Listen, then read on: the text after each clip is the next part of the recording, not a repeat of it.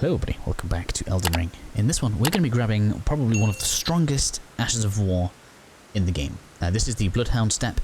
As you can see, we are at Lenny's Rise. If you're at the beginning of the game and you want to grab this fairly early, could be slightly challenging, but you can get the recipe for poison arrows. We're going to be using an unupgraded version of them, but you can make your own if you go and see the nomadic merchant just here, and then get the materials for those and make them. In any case, making your way to my location then, you'll probably want to come through the sending gate just here. This is just north of the Third Church of Marika. Shouldn't be too difficult for you to find if you do want to get this early. That will teleport you to the Bestial Sanctum up north here, and then you can just follow this road all the way down. There'll be a dragon on the bridge, but if you run fast, you won't have anything to worry about. Once you get down here, you'll be able to come around this way and come down the cliffs if you wish to, or the easier solution, in my opinion, is as you come down towards the bridge, there's actually like a turn off that comes under the bridge, and you can follow this way down here. If you are going to come across this bridge, you probably want to do it in the day, because it is a knight cavalry that we need to defeat, but we are able to cheese this. I accidentally came across the method for killing this during the sorcerer walkthrough. But anyway, equipment wise that you're going to want whilst you're here, you're going to want any kind of bow, or any range damage is going to be useful, but the main thing we're going to aim to do here is get this guy poisoned. These are serpent arrows. If you do happen to want these as well, they are sold by this merchant that is all the way over this way. If you're low level, it is possible to get there along this long road, but you will have to avoid several dragons. So that's up to you guys. If you want to go and buy these, they're 120 runes a pop, but we should only need like 20 or 30 of them or so. I just filled up just to make sure we had enough for the video.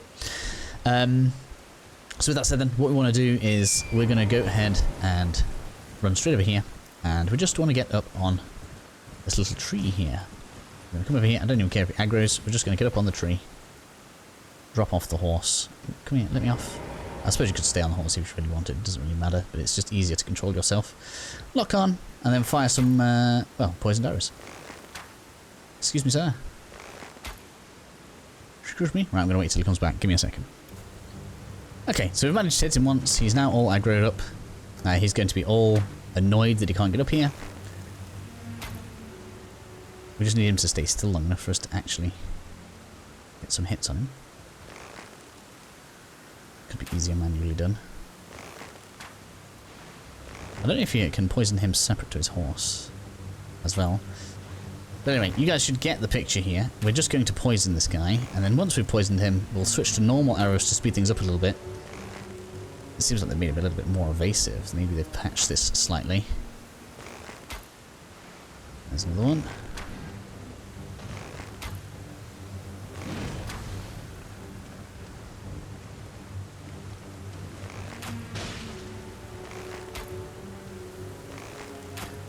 Excuse me, sir.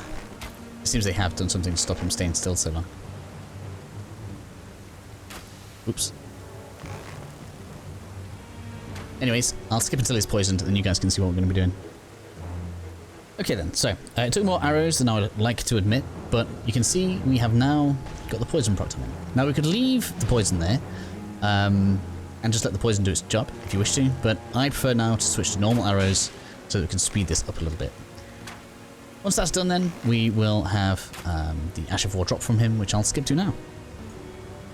Okay, so we'll tune back in. We've got our second proc of poison on him, and I just wanted to show when the exact point is we should fire at him, just to avoid wasting too many arrows.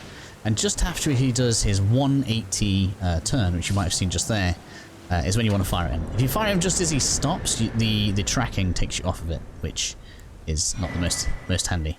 But here's what we're after. This is the Bloodhound step. Let me just kind of give you guys a quick glimpse at this. This thing is useful in so many different situations that it's unreal. And in fact, I would actually call it borderline essential by the time you get to the end of the game. Because there are going to be large AoE attacks that this will be able... Wow, sorry, I'm hiccuping real bad. We'll be able to help you to avoid. So if we put this on this dagger right now, just to kind of see how this is going to work. This is also open to any form of scaling. So when you get like the faith ones and everything else, you're able to put a cult or whatever else you want on your weapon. Obviously, it's only going to work on like a normal style weapon. What this is going to allow you to do when you equip this is to basically teleport around, right? That's not going to work that one. Pull that on. Excuse me. We're in demo mode right now.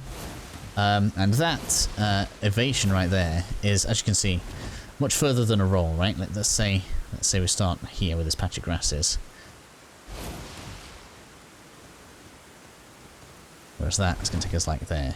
Now, and the big difference is, like, when you're rolling, that point there, you see that point there where kind of your body's off the ground? That is your invincibility frame. That's the point at which you're invincible.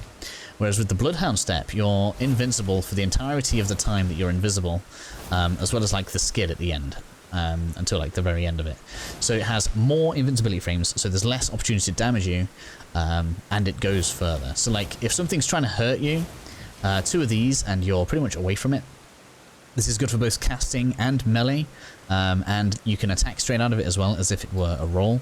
So like I could dash forward and put a poke in there instead of this. If you've got like a rolling R2 available on your weapon, you can use all of that.